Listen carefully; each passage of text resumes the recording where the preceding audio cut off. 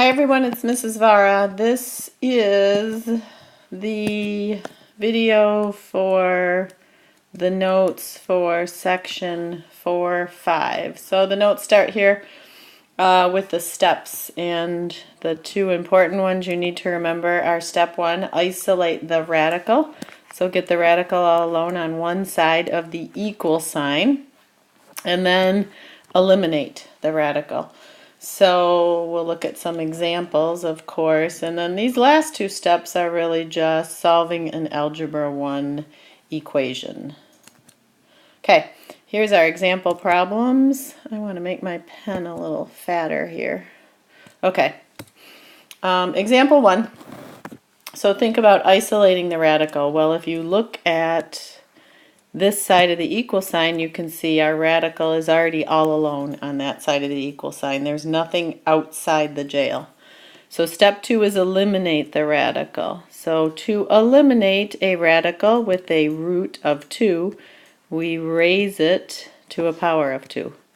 And whatever we do to one side, we have to do to the other. So the power of 2 undoes the square root.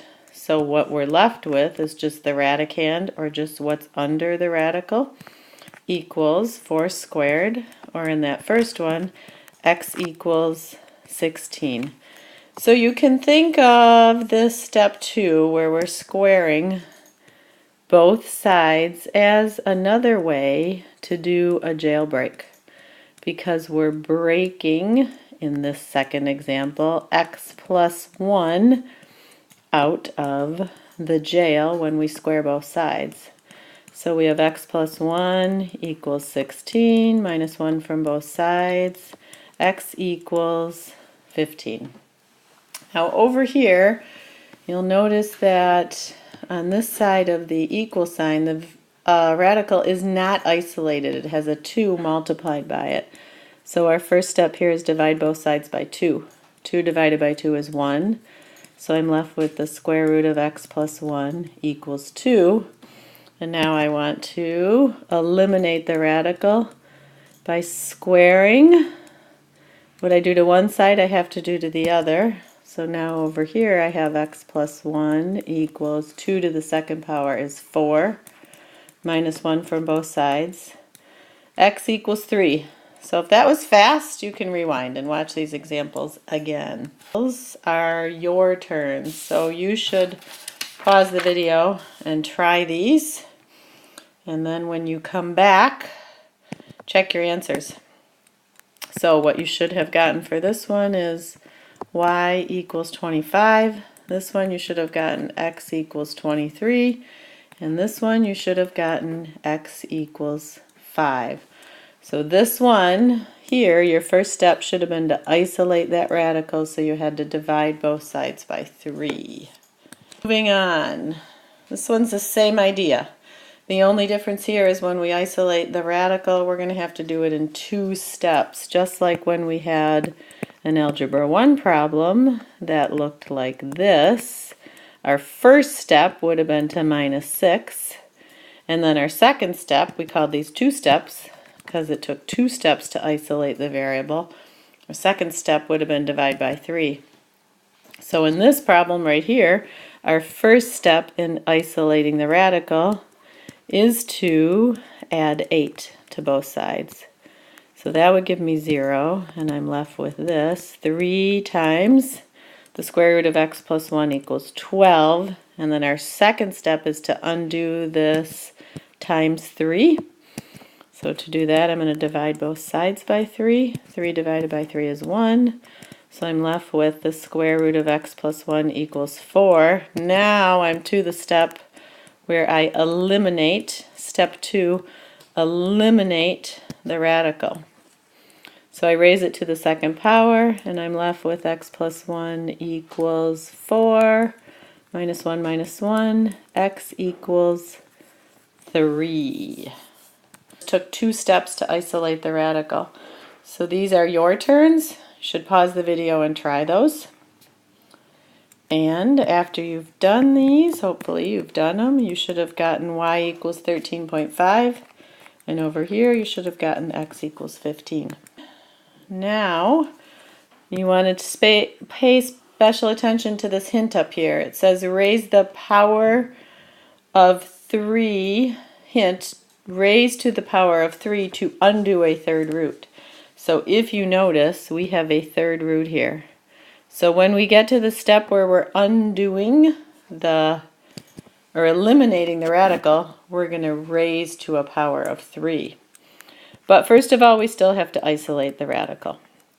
So first I want to get rid of this minus 2. So I'm going to add 2 to both sides, and that's going to leave me 4 times the third root of 2x plus 11 equals 12. Now I have this 4 multiplied over here, so I want to divide both sides by 4 to undo multiplication. And I have the third root of 2x plus 11 equals 12 divided by 4 is 3. Now I'm eliminating the radical, so I want to raise both sides to the third power. So that's going to eliminate this to the third root. So what I'm left with is just the radicand, what's under the square root. 2x plus 11 equals 3 to the third power. 3 to the third power is not 9, it's 27. So I have 2x plus 11 equals 27 minus 11. 2x equals 16. Divide by 2, divide by 2. I'm running out of room. X equals 8. There's my final answer down here in the corner. To example 6, I think I skipped the your turns here and went right to example 6. So you should try those your turns on your own. Let's see if I can give you the answers to them. I skipped example 4 too. This video is a little shorter than the notes, but the your turns that are on page 18 in your notes, the answers to the first one is x equals 4/3. So if you're following along in your notes, you should do those. And the answer to the second your turn on page 18 is x equals 95. Okay, but I want to make sure we got to this example. So this one has a radical on both sides. So you can think, well, if I isolate the radical, or if I think about each side of the equal sign, the radical is kind of isolated on each side. What I want to do here is get rid of those radicals. They're both square roots, so if I raise both sides of this equation to the second power, I can eliminate both of these radicals in one step. Because the second power eliminates this square root over here, and the second power here eliminates this square root on the other side. So I'm just left with this equation. Now I just need to solve this. This is in Algebra 1. I want both my x's on the same side. I minus x from both sides. I have x minus 7 equals 2. Add 7. And you get x equals 9. So when you have a radical on both sides, you can just go ahead and square both sides. And I think that might be it. Yeah, so that's the end. This one a little quick, but I wanted to get the example problems in a video for those of you who are absent. That's all.